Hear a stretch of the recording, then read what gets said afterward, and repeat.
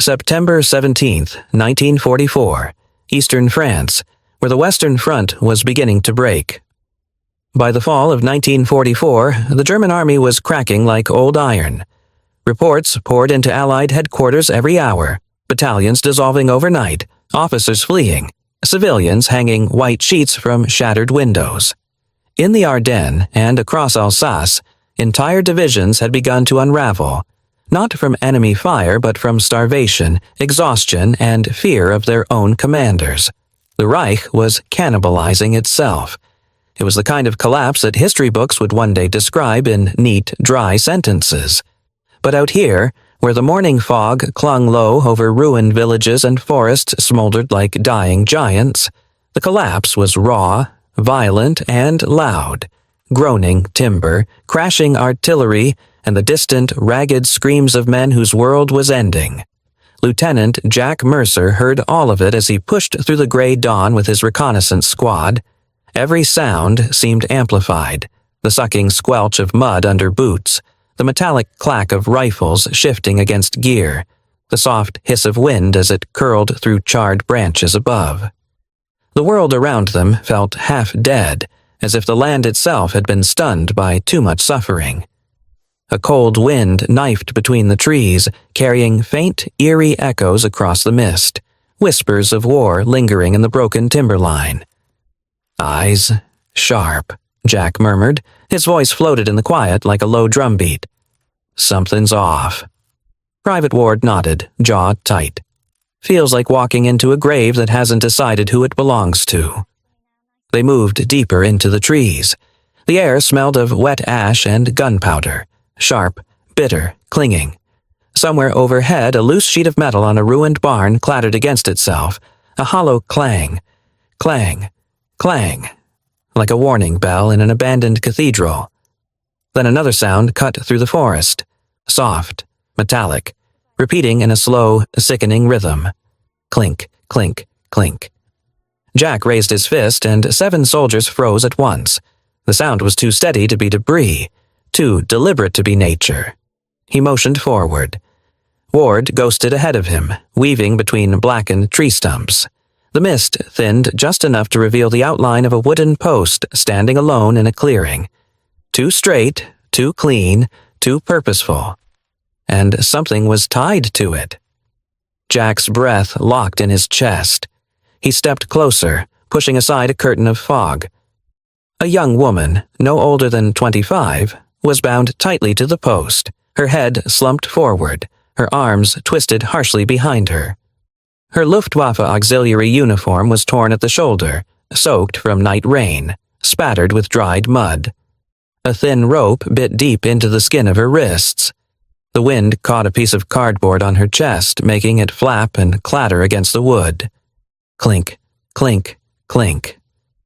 Jack stared at the words scrawled across it in thick black paint. Verrater in Traitor Ward let out a low, involuntary curse. Good God. Jack took a slow step forward, the muddy ground sucking at his boots like something alive. The woman's face came into view, pale, streaked with grime, bruised along the jawline. Her lips were cracked.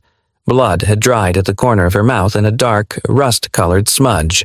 She lifted her head with tremendous effort. Her eyes, an icy, exhausted blue, met his. For a heartbeat, neither of them spoke.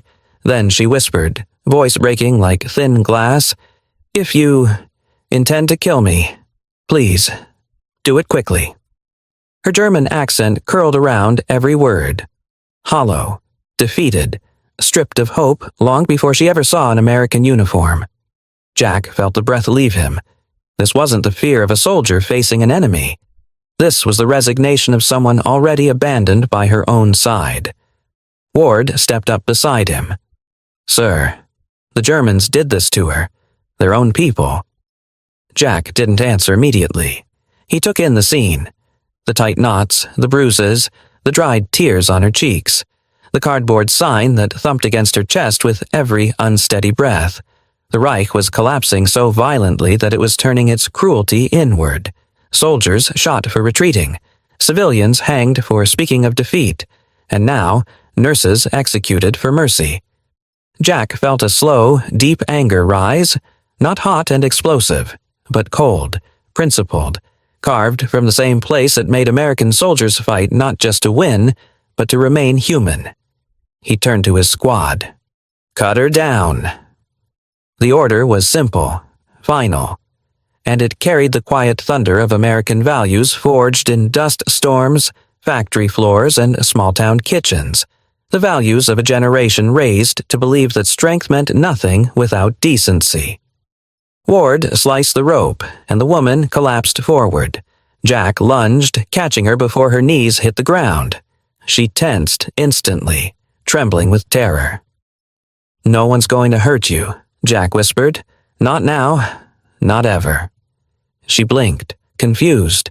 She had been taught Americans were monsters, brutes, violators, torturers, but the arms holding her were steady, careful, human.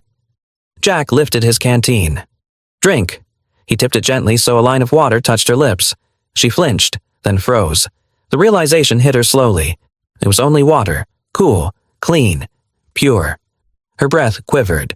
She took another sip, then another, desperate but afraid of her own desperation. Behind them, the squad watched silently. These were men from Indiana, Texas, Pennsylvania.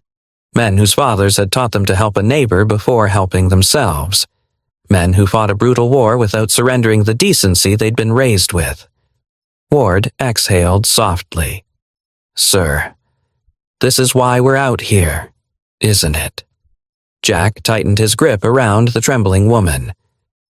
"Yes," he said quietly. "This is exactly why."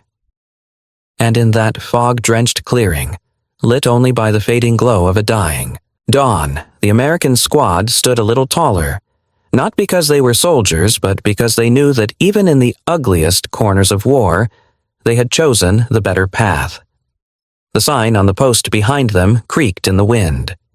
"Traitor." But as Jack lifted the woman into his arms, it was clear to every man present who the real traitors were. Not her. Never her. For a long moment after Lieutenant Jack Mercer lifted her from the post, Liselle Hoffner could not understand what was happening. She felt the warmth of American hands, the softness of the blanket Ward wrapped around her shoulders, the clean water sliding down her throat like something stolen from a dream. Yet her mind clung to the last certainty she possessed, that death at the hands of the enemy would be swift and merciless. Kindness could not be real. Not from Americans, not from the men she had been taught to fear since her first day in uniform. As Jack carried her through the thinning fog, she closed her eyes, half-conscious, drifting in and out like someone floating between two worlds. And in that drifting darkness, her mind snapped back to the life she had known before the post, before the ropes, before the bruises, and the story of how she ended up there began to unspool, thread by trembling thread. Liesl Hoffner had not been born with the hardness war demanded. She was 24, raised in a small village outside Stuttgart, a place of orchards, red-tiled roofs, and church bells that rang across fields in spring. Her father had been a schoolteacher, her mother a seamstress. They were not political people. They kept their heads down as the tides of Hitler's Germany rose around them, first quietly, then violently. By 1942, the war had swallowed everything. The village youth marched off in gray uniforms. The school closed. The orchard fields were stripped for rationing. Liesel volunteered for the medical corps not out of devotion to the Reich, but because she could not stand to remain passive while boys she had grown up with came home in wooden boxes. Her training was quick, brutal, efficient. She learned to suture under flickering lights in a converted gymnasium. She learned to carry wounded men twice her size. She learned to separate screams of pain from screams of dying, and she learned the most important lesson the instructors hammered into them every morning. Mercy is weakness. Weakness is treason. At first, she thought it was just rhetoric, something shouted by stern officers trying to hearten young women too gentle for the front. But as the war dragged into 1944 and Allied pressure crushed the German lines in France, The rule became something else, something darker. Mercy became forbidden. Kindness became dangerous. And loyalty, absolute, unquestioning loyalty, became a matter of life and death. Her unit had been stationed outside Nancy in the late summer of '44. The front was collapsing faster than their commanders could lie about it. Orders changed daily. Supplies ran low. Wounded poured into their makeshift tent hospital in waves, bleeding, burning, crying out for help. One of them was Corporal Felix Brandt, a 20-year-old radio operator whose convoy had been shelled on the retreat eastward. He had lost too much blood by the time they dragged him in, skin gray, lips cracked, eyes glassy with fever. "Water," he whispered. "Please. Water." Lisel hesitated. She knew the regulation. Water was rationed. Only those deemed salvageable were allowed precious drops. The others waited for morphine or death, whichever came first. But Felix wasn't begging for luxury. He was begging for dignity. She knelt beside him, her hands shaking. "Just a sip," she whispered. "Just enough to ease your throat." She lifted a cup to his lips, and that was when Sergeant Weber walked in. He froze, his eyes narrowed. A vein pulsed at his temple. "What?" he said slowly. "Are you doing?" Lisel stiffened, lowering the cup. "He asked for—" "I don't care what he asked for," Weber snapped. "Orders are clear. Water's for the living, not the dying. You waste the fatherland supplies on a corpse?" Felix wasn't a corpse yet, but arguing with Weber was suicide. He ripped the cup from her hand, flung the remaining droplets into the dirt, and grabbed her by the arm. "You sentimental little fool," he hissed. "This is treason, and treason must be punished." An hour later, Felix died. Quietly. Alone. And Liesel's punishment began.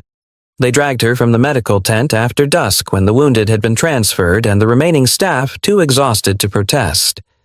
She remembered the cold hands on her wrists, the boots kicking her knees out from under her, the blows that landed like thunder across her jaw, her ribs, her stomach.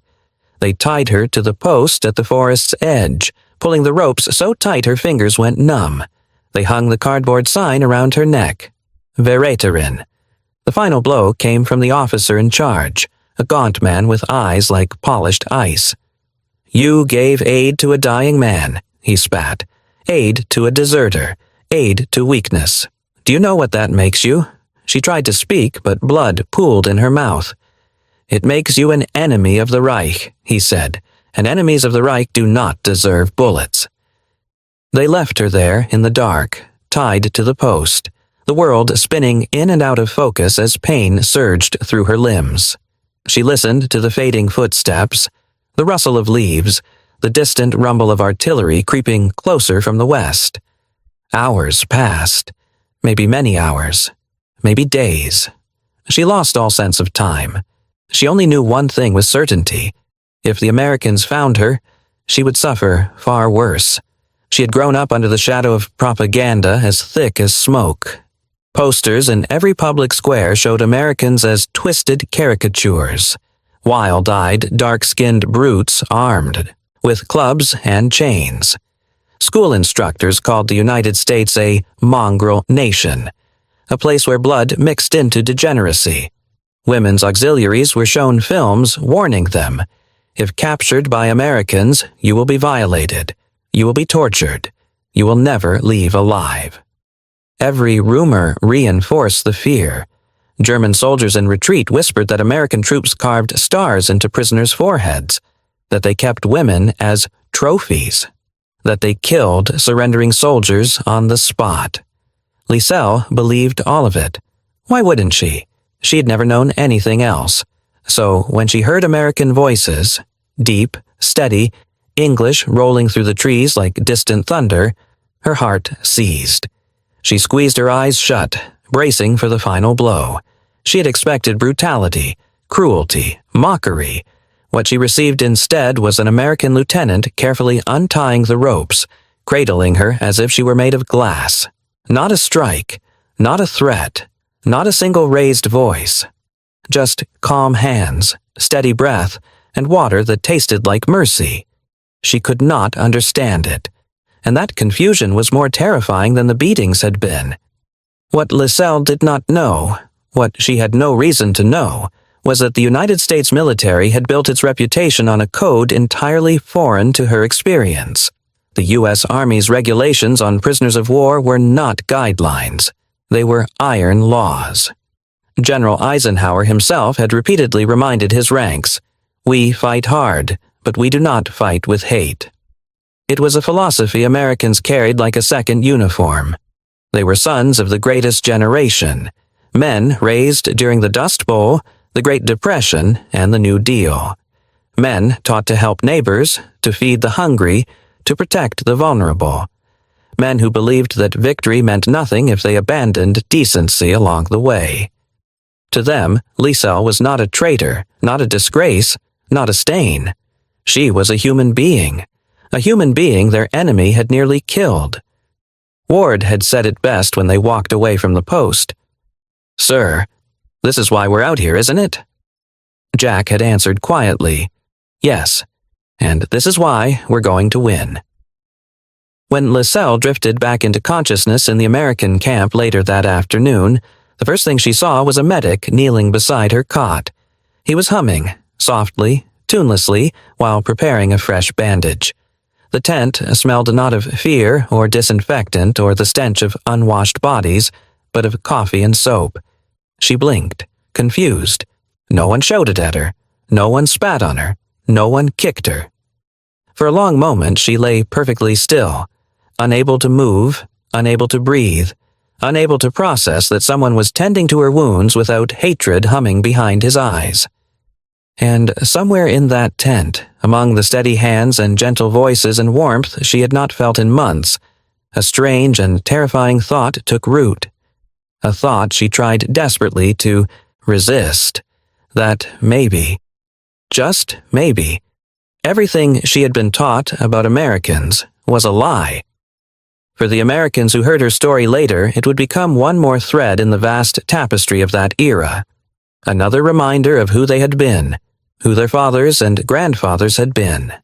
A generation defined not only by the war they fought, but by the values they refused to surrender.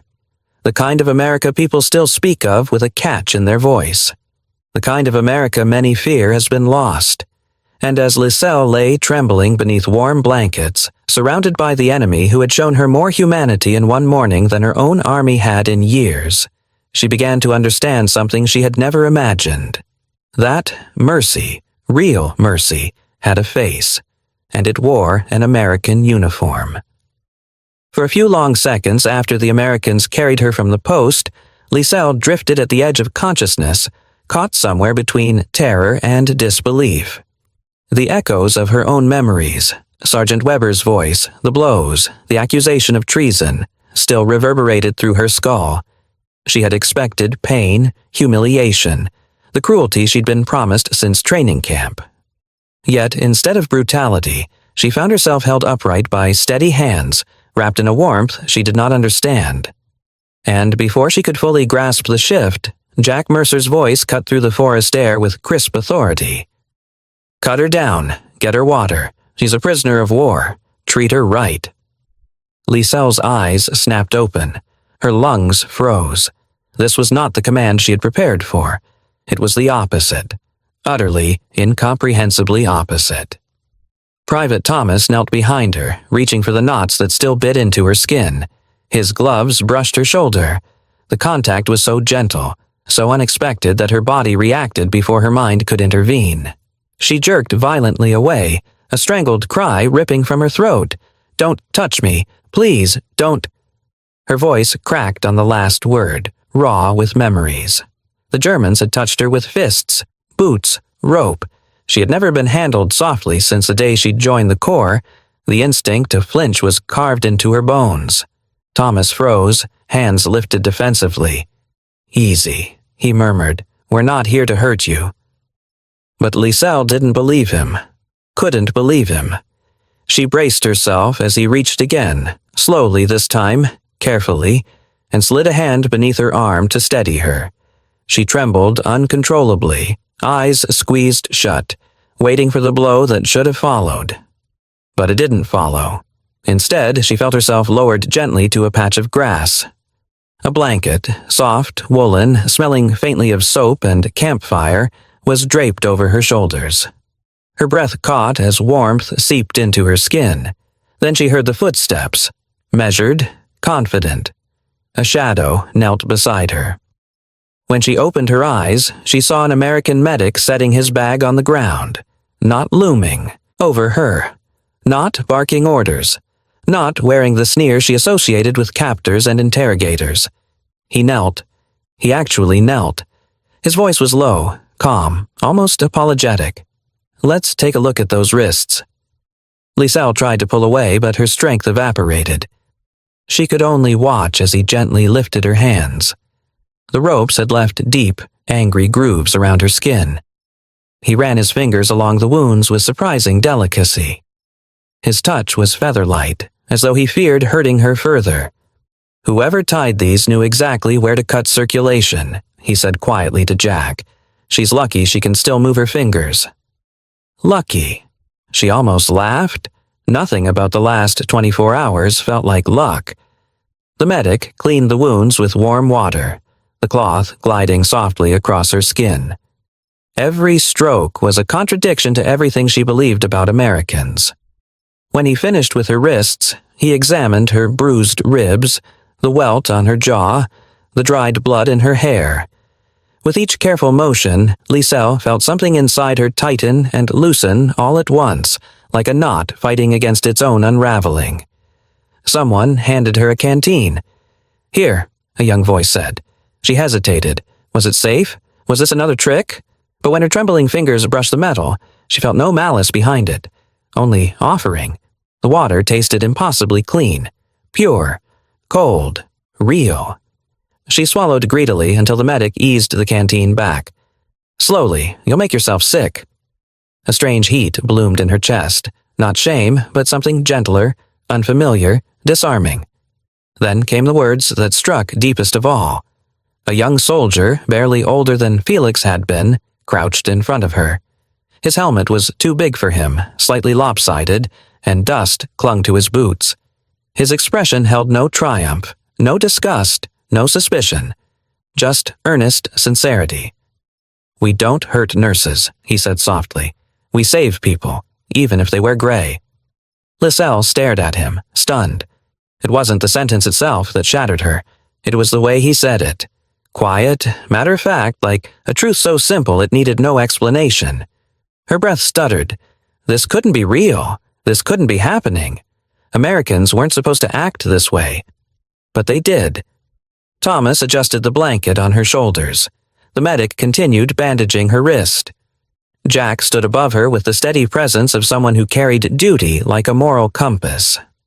Every one of them moved with a care she had not felt from her own country in years.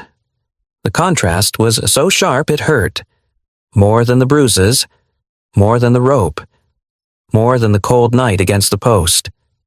For the first time since the war began, Liselle was not ordered, not struck, not shamed, not threatened. She was tended to. She sat utterly still, afraid that if she moved, if she breathed too deeply, the fragile moment would shatter and reveal itself as illusion. But it didn't shatter. The Americans kept working around her with quiet, steady resolve. Men who had crossed an ocean to fight a war but still carried in their hands the gentleness of farm boys, steelworkers, mechanics, and sons, raised to believe in decency. She felt the warmth of the blanket. She tasted the water lingering on her tongue.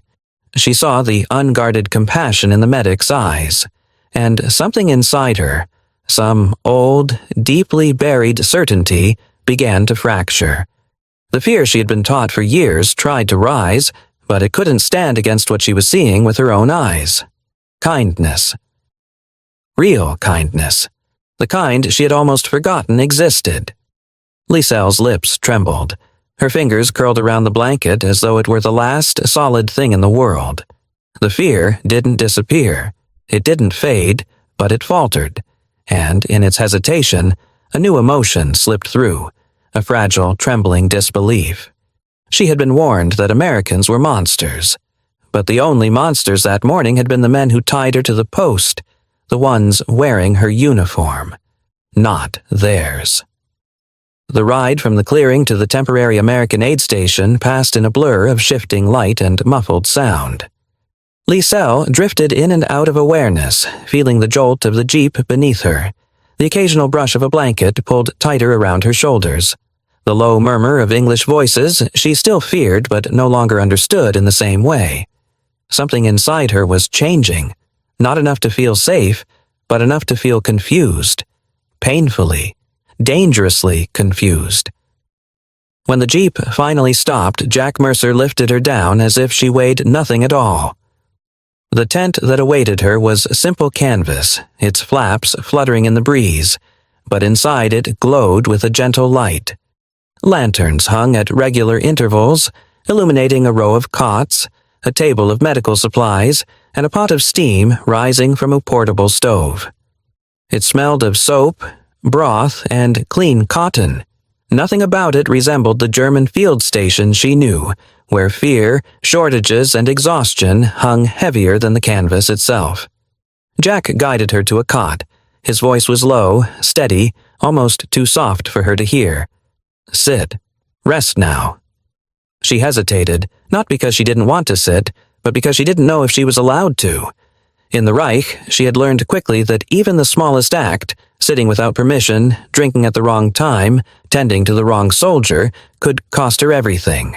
But Jack nodded encouragingly, so she lowered herself onto the cot, trembling. A medic approached, but did not speak immediately. He adjusted her blanket, checked her pulse, then disappeared for a moment.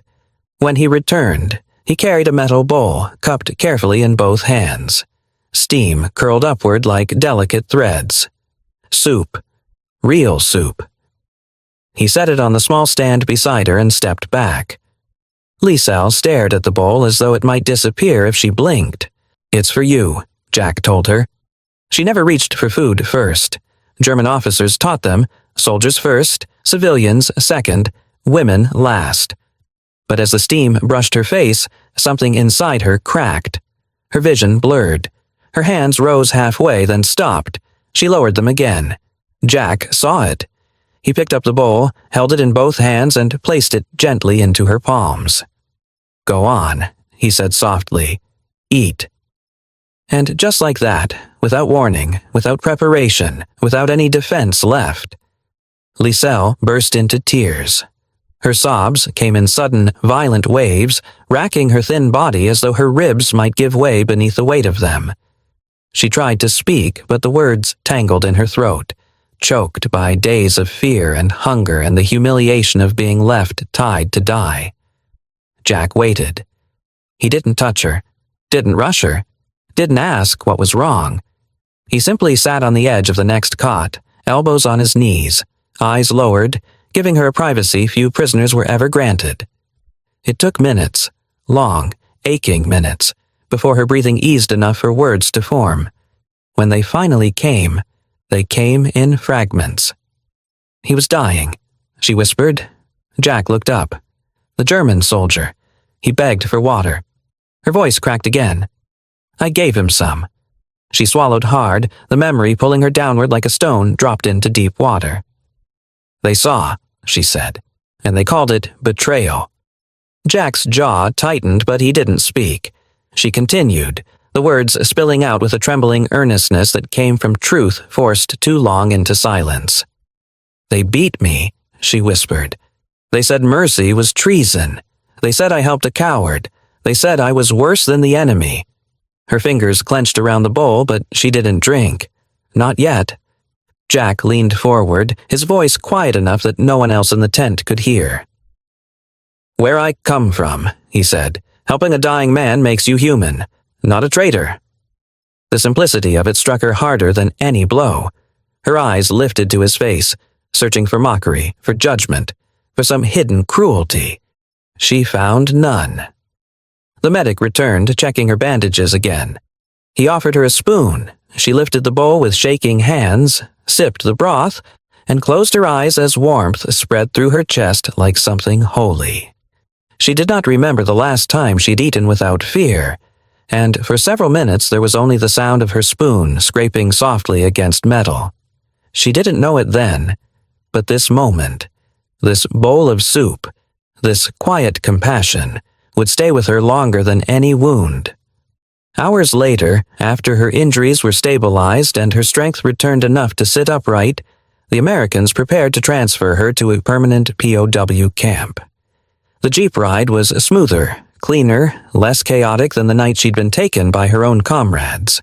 But fear returned as soon as she saw the barbed wire rising in the distance.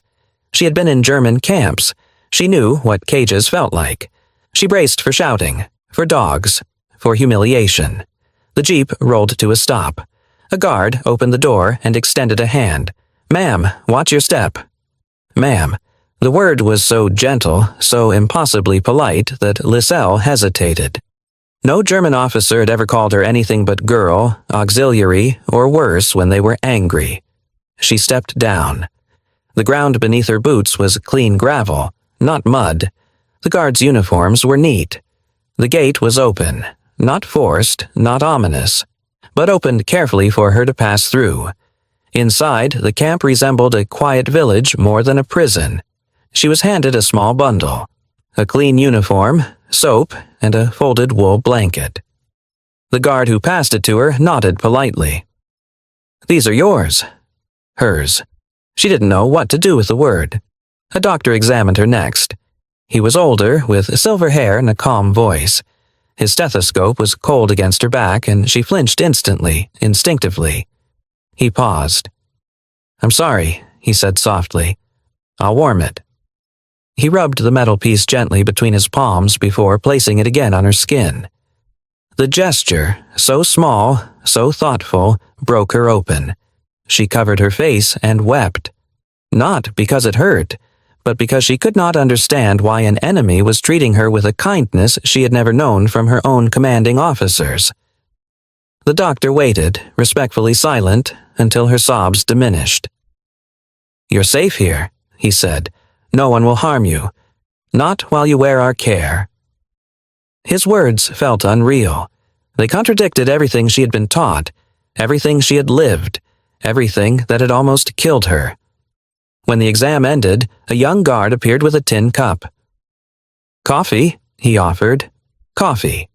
She took it with both hands, lifting it as though it were sacred. The warmth seeped into her fingers, and the scent, rich, deep, unfamiliar, surrounded her like a blanket.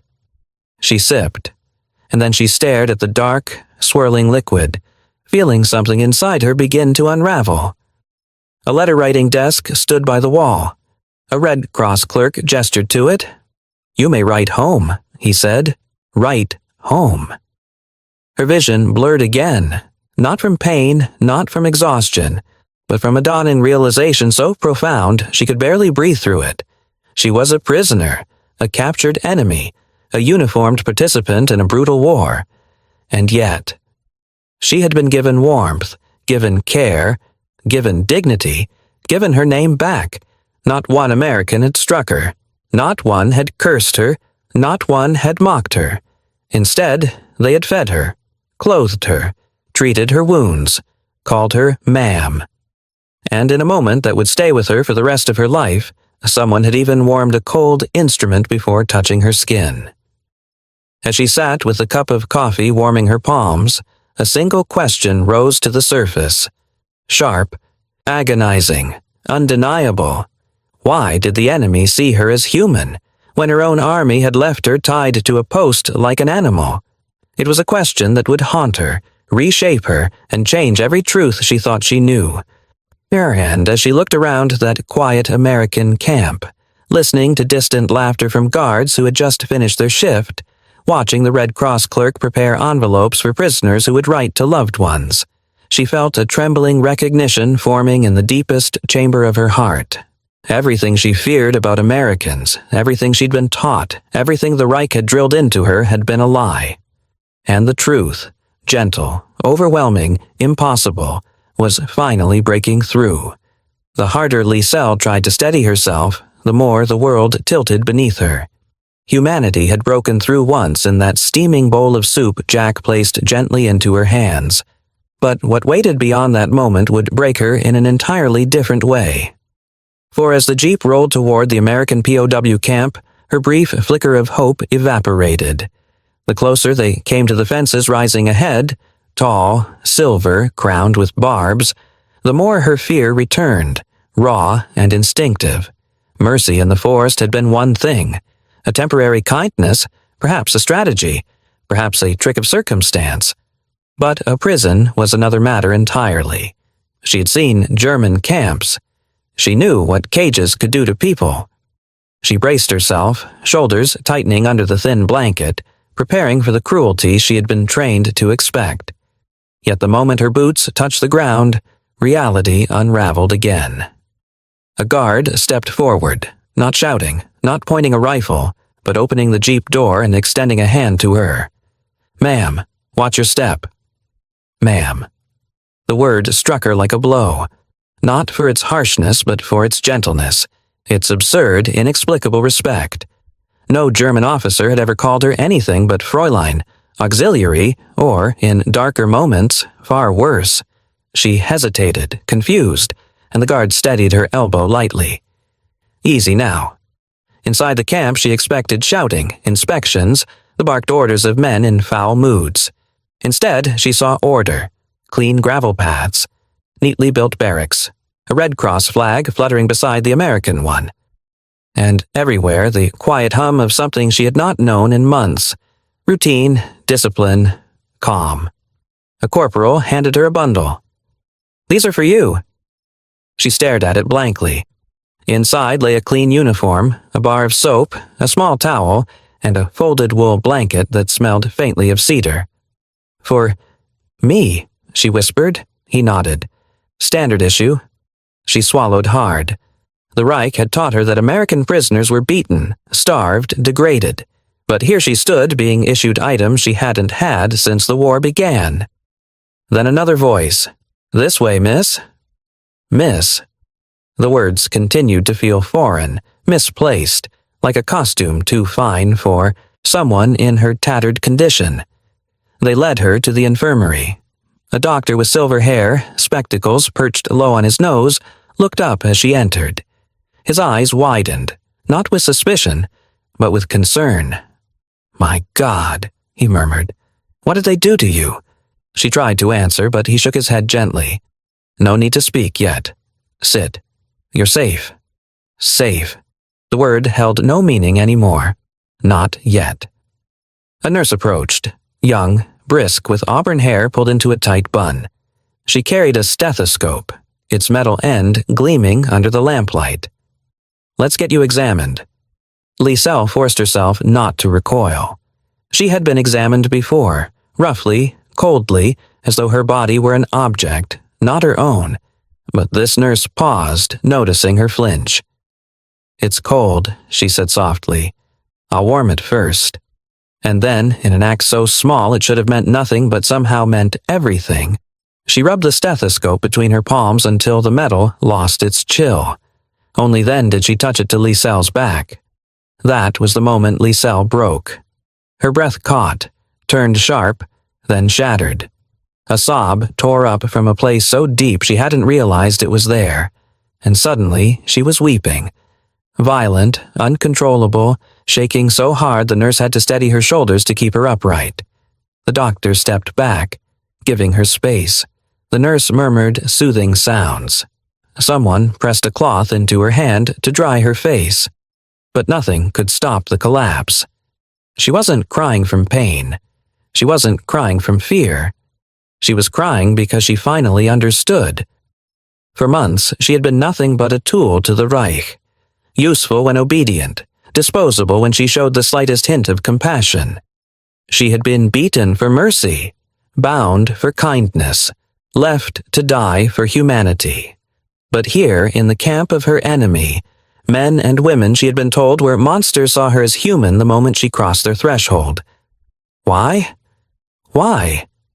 The question clawed at her chest until the sobs choked into silence. The doctor waited, then spoke gently. You are not the first German we've treated like this, and you won't be the last. Not the first, not the last. She looked up slowly, eyes blurred. Why do you help us? She whispered. Why, me? He studied her for a long moment, then took off his glasses and folded them in his hands. Because you are a patient, he said. Because you're wounded. Because war doesn't give us the right to stop being human. Her throat tightened. She looked away, unable to hold the weight of his words. The nurse placed a warm cup of something dark and fragrant on the table beside her. Coffee, she said. Drink. It will help. Liesel lifted the cup with trembling hands. The warmth seeped into her palms like a memory from another life. She took a small sip. The flavor washed over her tongue. Rich, bitter, warm. She had not tasted anything like it since. Her training days before the world became fire and hunger. Her tears returned, slower this time, quieter but no less painful. Do Americans? She swallowed, voice breaking. Do you treat all prisoners like this? The doctor nodded. We follow the Geneva Convention. It's our duty. Her brow knit. But the war, he said firmly, is not an excuse to forget what is right. She tried to absorb the words, but they pressed against every wall she had built inside herself. Every belief she had been taught, every lie she had swallowed without question. Outside, through the infirmary window, the camp moved with quiet purpose. Guards spoke respectfully. Prisoners carried buckets, wrote letters, walked freely within the boundaries. There were no screams, no beatings, no dogs, no boots slamming into ribs, none of the cruelties she had witnessed within her own ranks. She looked back at the doctor and nurse. Their patience, their warmth, their utter lack of hatred had torn something open inside her that she didn't yet know how to mend.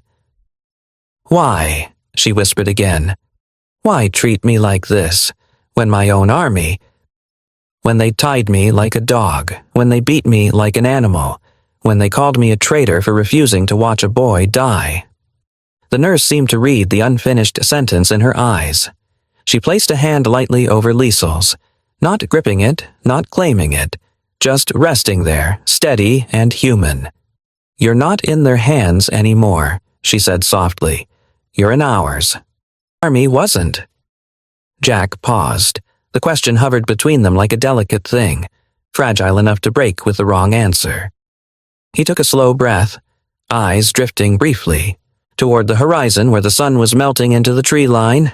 When he looked back at her, his expression had changed, calmer, deeper, touched by something that came from a place older than the war. War tells us to hate, he said quietly, but hate is easy. He stepped closer, not invading her space, but offering truth the way he had offered water.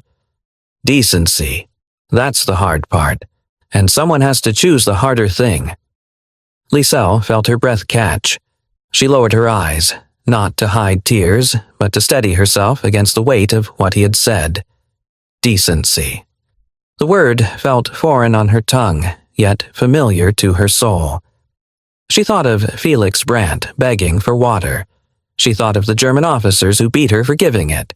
She thought of the Americans who had warmed a stethoscope before touching her skin. War tells us to hate, but hate is easy. Her voice was barely above a whisper. I don't understand how you could, she swallowed, how you could see me as worth saving. Jack's reply was soft. Because you are. Simple, unadorned, unquestioned. Liesel closed her eyes and her shoulders sagged, not in fear, not in submission, but in surrender to a truth she had fought too long to deny. For the first time since the war began, she felt safe, truly, completely safe.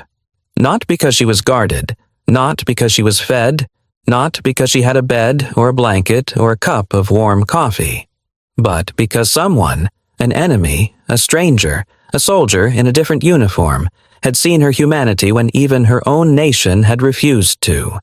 When she looked up again, something in her expression had changed, softened, opened.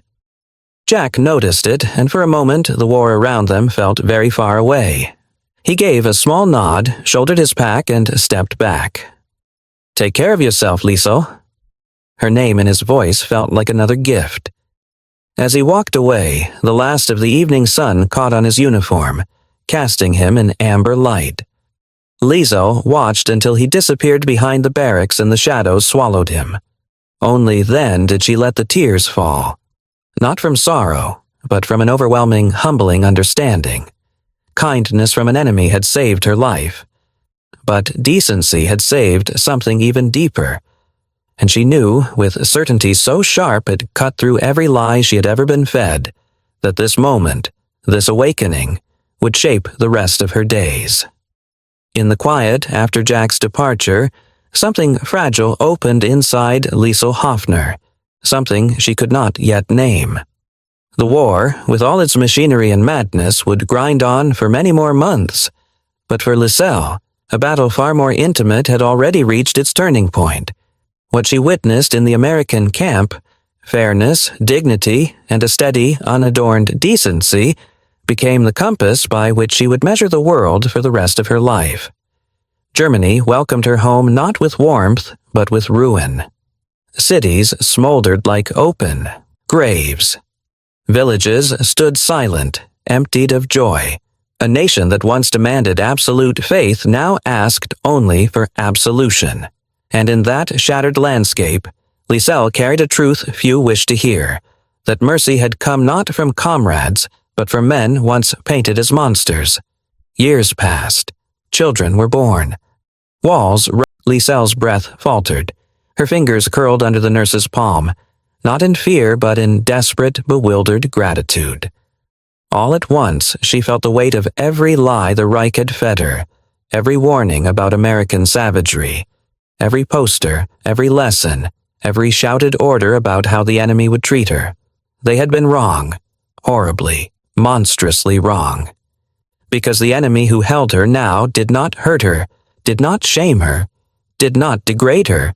They warmed cold metal so it wouldn't sting her skin. She covered her face with both hands and let out a long, shaking breath, no longer fighting the collapse. She let it sweep through her, hollow her out, transform her. The truth had broken through, so bright it nearly blinded her. Why did the enemy treat her like a person when her own soldiers had left her to die like an animal? It was the question she would carry for the rest of her life. And as she sat in that quiet American infirmary, wrapped in a wool blanket, coffee warming her hands, bandages clean against her skin, surrounded by people who owed her nothing, yet gave her everything, Liesel Hoffner understood, with a clarity sharp enough to cut. Her enemy had saved more than her life. They had saved her humanity. In the days that followed, Liesel moved through the American camp in a quiet haze, as if each hour held something that forced her to relearn the world. The emotional collapse she had endured in the infirmary did not simply fade. It reshaped her. Every small kindness from the Americans seemed to press gently but relentlessly on the question she could no longer outrun. Why did they treat her like this? Why had they seen her humanity when her own people had refused to? She carried those questions like a weight as she learned the rhythms of the camp. She slept on a real bed for the first time in months. A thin mattress, yes, but soft, dry, and unmarked by fear. She stood in line for meals where no one shoved her, no one shouted insults, no one demanded she defend her loyalty. She watched guards tip their caps to older POWs, saw medics help limping prisoners over puddles, heard two American cooks arguing about whether German bread tasted better before the war. Every interaction chipped at something inside her. Every gesture unraveled another knot. And slowly, painfully, Liesel realized she was breathing without fear. The thought frightened her more than anything. One afternoon, not long before sunset, a familiar figure appeared at the camp gate. Lieutenant Jack Mercer, pack slung over his shoulder, uniform dusty from the march, stepped through the entrance with two other soldiers. They spoke briefly with the camp sergeant. Then Jack turned and made his way toward the infirmary where Liesel was sorting freshly washed bandages. For a heartbeat, she froze. She hadn't expected to see him again. She stood upright immediately, heels clicking together, back straight, posture rigid from years of drilled obedience. Her nerves bristled with the instinctive discipline Germany had carved into her. Jack paused when he reached her. A soft smile tugged at the corner of his mouth. "You don't need to stand at attention here." Liesel blinked, caught off guard. Her body forgot how to relax. Her arms twitched at her sides as if unsure what to do with the sudden freedom. Jack glanced at the bandages she'd been organizing. "Looks like you're settling in." She nodded once, then again, unsure if she was allowed to speak freely. Jack noticed the hesitation and softened his voice. "I came to check on you before we ship out," he said. "My unit moves at dawn." The words struck her harder than she expected. Something inside her tightened. Not fear, not dependence, but something more fragile, something she had almost forgotten how to feel. She looked at him for a long moment, searching his face for the cruelty she'd been taught to expect, for the condescension German officers had always carried, for the cold detachment of men who believed rank gave them the right to judge. But she found none of it, only sincerity and something gentle beneath it. Her voice trembled when it finally emerged. Why were you kind to me? Even when my own rose across her homeland, physical and invisible, and yet, deep in the quiet corners of her memory, she held on to that morning in the forest, the bowl of soup, the warmth of a stethoscope, and the American lieutenant who offered kindness where she expected cruelty. When the world finally softened enough for old wounds to breathe, she began telling the story, carefully, gently, like handling something both precious and painful. And Americans who heard stories like hers felt a stirring they could not quite name. A reminder of a time when their fathers and grandfathers believed that strength meant nothing if it abandoned decency. A reminder of a country striving, imperfectly, to live up to its own ideals. In the twilight of her life, Liesel walked slowly among the white crosses of an Allied cemetery. She placed wildflowers at a memorial stone and whispered a truth she had carried across continents and decades. He saved more than my life. He saved the part of me that still believed in goodness. Fade to black.